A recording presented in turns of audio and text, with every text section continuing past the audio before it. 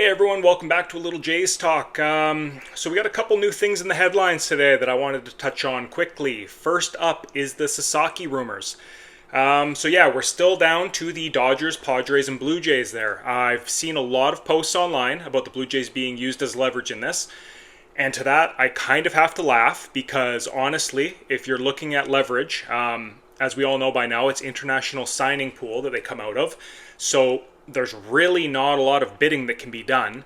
Obviously, there can be some trades made for a little bit of extra space, but this is a guy that if he had waited a year or two, he could have come over as a pure free agent and signed one of those deals like Yamamoto and Senga got, the $300 million plus deals.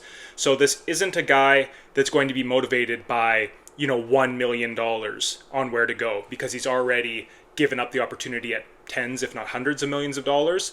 So yeah, multiple reasons there why I don't feel like the Jays are leverage. I don't think we'll get him, but I think that there's something about, Canada, Toronto, the chance to be his own star. Like something is enticing about Toronto that's at least making him think about it and consider it. But ultimately, I do think he's probably a Padre or Dodger, as do most people. The other interesting thing that popped up today was the Pete Alonso market. Apparently, now this could all be just positioning and, trying to work out better deals on both sides. But Pete Alonso's camp have come out and said that the Blue Jays are one of the finalists for his services. And the Mets are saying that they're moving off of him and looking at other alternatives now. So again, like I say, this doesn't have to mean anything because it could be both sides just playing the media in order to get their narrative out there and to either, in the Mets case, get Alonso's deal to come down, or in Alonso's case, try to get the Mets to, hurry up and put an offer out or accept one that's already on the table, because I believe it's been Alonso's camp that have gone to the Mets with a proposal, which is a little bit strange and possibly a little bit desperate on the player side. But either way, why do I think this is a fit? It's not perfect in that, we've been waiting for a left-handed slugger for years now in Toronto. Like, I can't even think of a recent one that we've really had in terms of a true, lefty slugger. But, you know what? Maybe Alan Rodden's that guy. Who knows, eh? But, getting a bat like Alonso into the order is a must-do at this point. If Santander isn't taking the offer, if they're feeling like he's just waiting for something better to come along, and Alonso will take the Blue Jays money, then hey, beggars can't be choosers, right? So we need to secure that 35 home run bat, and we need to do it now.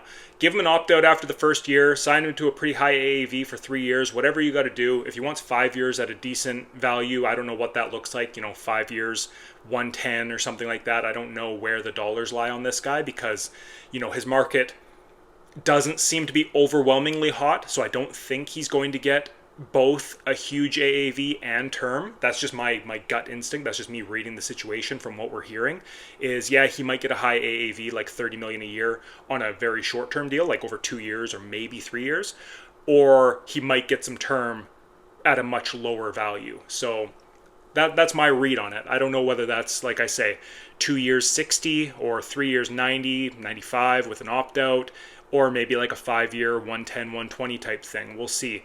But I think the fit is there. I think the Blue Jays lineup can fit a Pete Alonso, obviously, in the cleanup spot, while also we could use a full-time DH.